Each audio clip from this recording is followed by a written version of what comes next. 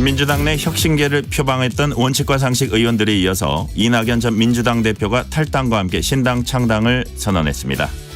여야의 전직 대표와 현직 의원 다수가 제3지대로 나오면서 이른바 빅텐트론에 힘이 실리고 있습니다. 개혁신당 정강정책위원장 맡고 계신 이준석 전 국민의힘 대표와 함께 자세히 짚어보겠습니다. 위원장님 어서 오세요. 네, 안녕하세요. 비교적 최근에 당을 이끌었던 집권 여당의 전직 대표와 제1야당의 전직 대표가 이렇게 동시에 제3지대로 나온 건 상당히 이례적이라고 봐야죠. 그렇습니다. 원래 대선을 앞두고 대선 후보가 되기 위해서 탈당 후 창당을 하는 경우는 자주 있었어도 총선을 앞두고 양당에서 이렇게 전직 당대표들이 창당을 하게 되는 경우 아마 전례가 없지 않을까 저는 생각합니다. 네, 그 이유나 경위 같은 건 우리가 차차 얘기를 하고요. 네. 이낙연 전 대표 어제 탈당하면서 이런 말을 했습니다. 민주당이 폭력적이고 저급한 언동이 횡행하는 1인 정당 방탄정당으로 변질됐다. 또 당내 비판자와 자신의 지지자들의 이른바 수박으로 모멸받고 처단 대상으로 공격받았다. 이재명 대표와 민주당 직접 겨냥한 것인데 이제 탈당의 변이기도 한 것 같아요. 이 탈당 이유 어떻게 보셨어요? 사실 이낙연 총리의 지금까지 이미지와는 다르게 상당히 강한 어조와 그리고 또 결단력 있는 모습이긴 합니다. 그런데 이것이 이제 본인의 지지 기반인 호남과 그리고 또 비명계 민주당계 당원들이나 이런 분들에게 어떻게 인식이 될지는 아직까지는 좀 지켜봐야 되지 않을까 하는 생각을 합니다. 그렇군요. 민주당 의원 164명 가운데 129명이 탈당 만료 성명을 냈습니다. 약간 비판성의 말들이 많았어요. 호남 민심 최고 수혜자인 이 전 대표가 양당 구도를 깨고 제3지대 정치를 하겠다는 것은 어불성설이다. 이렇게 강도 높게 비난했고 정청래 최고위원은 생계형 탈당이다 이렇게 평가절하하면서 신당 쪽에서 대선에 도전해 보려는 것 아니냐 이런 주장도 했습니다. 이런 반응들은 어떻게 보세요?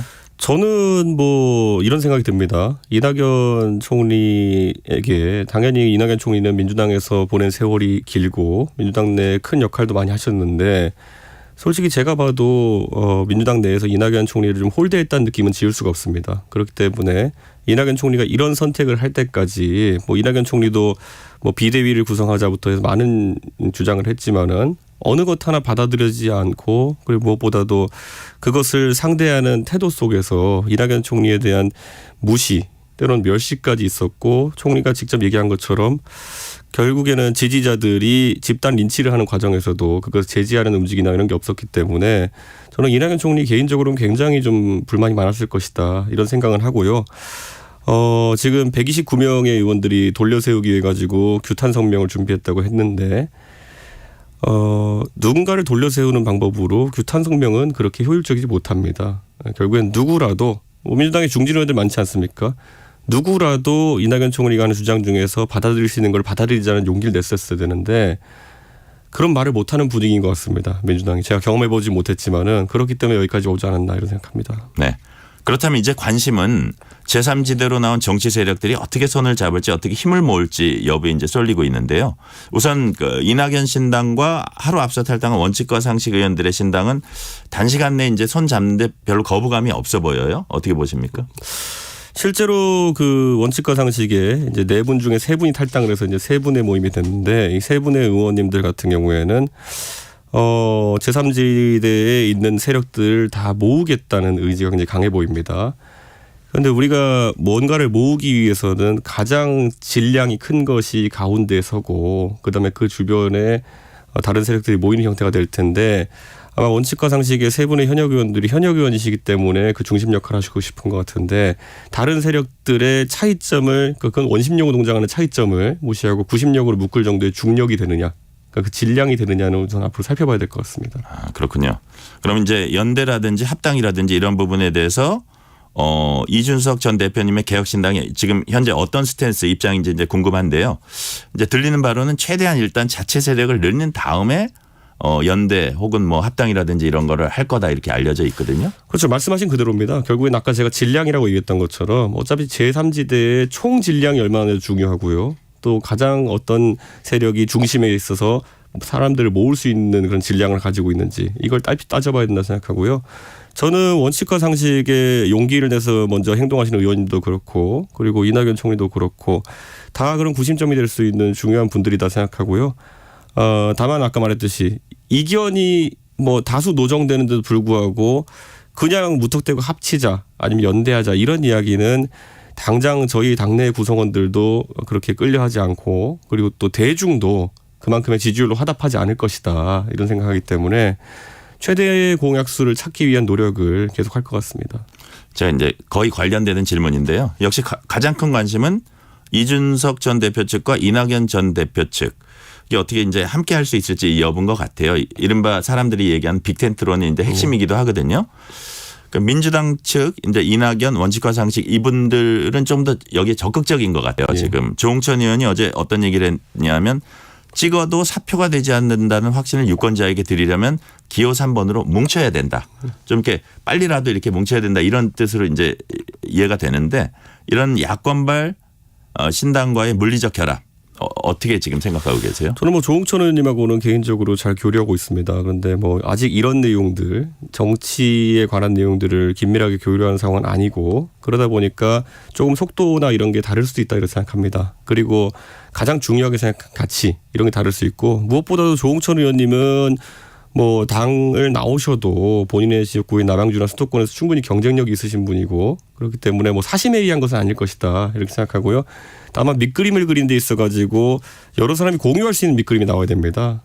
그래서 저는 이것을 완성하는데 좀 시간이 걸리지 않을까라는 생각을 좀 합니다. 이념적 차이라든지 정책적 차이 이런 것도 사실 좀 조율이랄지 어떻게 그런 노력도 있어야 될 거 아닙니까? 그렇습니다. 예를 들어서 한국의 희망 당을 이끌고 계신 양양자 의원님 같은 경우에는 저랑 뭐 4시간에 걸친 유튜브 대담도 하고 이러면서 저희 개혁신당 지지층과 한국의 희망 지지층 간의 간극은 굉장히 좁아졌습니다. 그래서 제가 모 인터뷰에서 양양자 의원님과 저희 개혁신당 사이에 그러니까 한국의 희망과 개혁신당 사이에는 아마 청계천 정도의 강이 흐르고 있다. 이런 얘기를 했고 다만 나머지 세력과는 아직까지 한강 정도의 강이 흐르고 있을 수 있다. 네. 근데 뭐 두 강이 못 이을 강남과 강구를 못 이을 건 아니거든요. 다리를 놓아서 다 잇고 있지 않습니까? 근데 또 이제 민주당 내에 제가 알고 있는 인사들이 지금은 네가 한강처럼 보지만은 나중에 실제로 만나서 이야기해 보면은 어떤 분들과는 지중해처럼 느껴질 수도 있을 거다. 네. 이런 비유를 하기도 하시더라고요. 근데 뭐 저는 선입견 없이 여러 주체들과 대화를 하고 또 같이 만나는 자리들을 또 가져볼 생각입니다. 좀 현실적으로는 양양자 대표하고 좀 뭐 접점이 좀 가까운 편이네요. 아무래도 양양자 의원님이 이끄는 한국의 희망이라는 당은 대중적으로 아직까지는 많이 알려지지 않았지만은 양양자 의원님의 인생사나 이런 것에 보면 과학기술의 흔적이 강하게 녹아 있거든요. 네. 그러다 보니까 과학기술, 미래 먹거리, 교육 이런 문제들을 중점적으로 다루기 때문에 저희가 생각하는 지향점과 크게 다르지 않습니다. 그래서 제가 양양자 의원님의 북콘서트에 가가지고 이런 말도 했습니다. 저희가 공약 발표를 조금씩 이제 하고 이제 정강정책도 이야기하는데 과학기술에 관련한 양양자 의원님과 한국의 희망의 생각을 저희가 그대로 받아들이겠다. 네. 저희가 뭔가를 더 얹을 수는 있지만 나중에 거기서 뭘 빼진 않겠다. 이런 이야기를 했습니다. 그렇군요. 이런 부정적 약간 우려하는 시각도 있습니다. 선거를 목전에 두고 정치 공학적으로 뭉쳤다가 선거 끝나고 나면 제갈길 가는 일종의 이런 구태가 혹시 되풀이되지 않을까 뭐 이런 건데요. 이와 관련해서 나경원 전 의원이 제3지대 키맨들이 양당 정치 타파를 위해 모였다기보다 정치 공학적인 모임으로 그러니까 뭐 국민이 또 속을까 봐 걱정된다 이런 그 얘기도 했어요. 이럴 가능성은 어떻게 보세요? 저는 뭐 그냥 상투적인 그런 표현이라고 생각하고요. 당연히 실패하면은 그에 따른 어떤 저희가 비판을 받을 것이고요. 성공하면은 굉장히 훌륭한 시도를 평가받을 겁니다. 네. 그래서 저는 나경원 의원의 우려가 뭔지는 알겠으나 뭐 우려가 있다고 해서 도전하지 않는 것이 정치인의 자세여야 될까요? 저는 나경원 의원이 하신 말씀은 웬만한 벤처기업 하는 사람들한테 다 적용된다 봅니다. 근데 그렇다고 해서 우리가 벤처기업을 하지 말라고 하는 것이 정치인의 자세여야 될까요? 저는 오히려 대한민국 정치를 크게 개혁할 작은 희망이라도 있다 그러면은 정치인들이 현실에 안주하기보다는 훨씬 도전적으로 나가야 된다. 이렇게 생각합니다. 저는 그 도전을 멈추지 않을 겁니다. 네. 오늘 내일 현역 의원 합류가 본격적으로 시작될 거다. 네. 이렇게 이제 예고하셨는데 어떤 분들입니까? 저희 입장에서는 현역 의원들은 공천 과정이 시작되면 그때부터 이제 합류가 시작된다고 저는 보고 있고요. 네네. 오늘 합류를 확정하는 인사는 전직 의원입니다. 아, 전직 의원이요? 예, 그런데 상당히 대중적으로 알려진 분이고 그리고 저희가 만나서 대화를 해봤는데 전략적인 사고가 굉장히 뛰어나신 분입니다. 그렇기 때문에 저희가 전략기획위원장으로 이제 모시게 됐는데 굉장히 앞으로 이런 정무적 전략 면에서 많이 보강될 거로 보입니다. 이름을 여기서 밝히시기는 좀 무리신가요? 2시간 뒤에 기자회견 할 거니까요. 제가 그때 기자회견 보겠습니다. 예. 천하람 위원장은 지금 관심 보이는 현역 의원들의 묻는 첫 질문이 이준석, 천하람 어디 출마하냐라던데 저희도 궁금합니다. 예. 어디 출마하세요? 저는 누차 신당이 가장 이제 어려운 곳에 한번 나가보고 싶다라는 이야기를 했고요. 의미가 있는 곳이어야 된다 이런 얘기를 합니다. 그래서 제 원래 지역구인 노원구를 포함해서 여러 곳을 놓고 지금 조율 중에 있고요. 신당의 인적 구성이 대충 완성화돼서 가시화되면은 그때 그 구성원들과 함께 최대 다수 의석을 만들어낼 수 있는 전략을 저희가 도출해야 되지 않을까 생각합니다. 그 일환이네요. 예, 맞습니다. 네네. 천하람 위원장이 불출마 선언을 한 김웅 의원, 오영환 의원에게 신당에 합류하라 이런 공개 초청장 보냈습니다. 네. 이 합류 요청에 대해서 어떻게 생각하세요?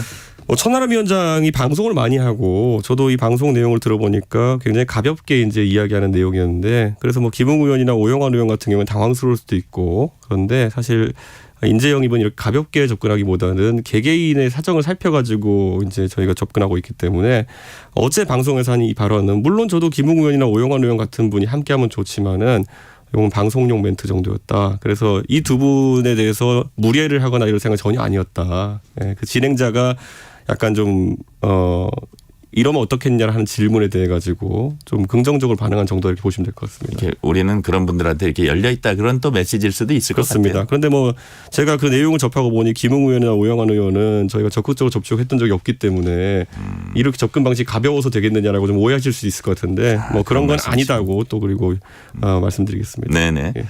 개혁신당 창당 작업은 언제 마무리되는지 궁금하고요. 그 개혁신당 이름 그대로 가져가실 생각이세요? 개혁신당이라는 이름이 이미 많이 알려졌고 그러다 보니까 많은 구성원들이 이 개혁신당의 브랜드로 우선 총선까지 치르고 가는 게 어떻겠냐라는 이야기를 많이 하십니다. 그래서 저희도 개혁신당이라는 이름을 최우선으로 놓고 창당 완료 시점까지 고민하려고 합니다. 그렇군요.